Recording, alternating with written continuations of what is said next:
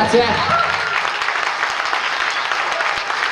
Everaldo Avis alla voce e alla tastiera. Grazie, grazie. Baci dalla moglie e dalla figlia, tutto. Allora, alla mia destra c'è Arturo Cherchi alle congas.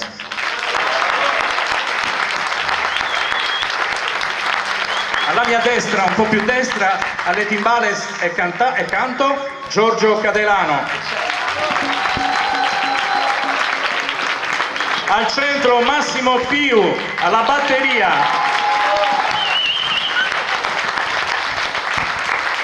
Giuseppe Pillai al basso.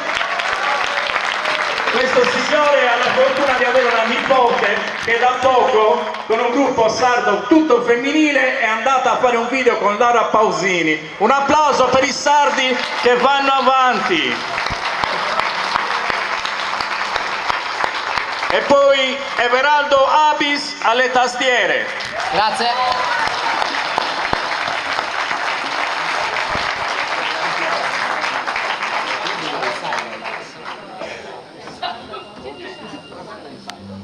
Ah sì, ok. Un brano di impostazione jazzistica, composto da un jazzista, pubblicato insieme all'LP di Samba Patia Braxas per l'esattezza, e si intitola Incident at Neshabur.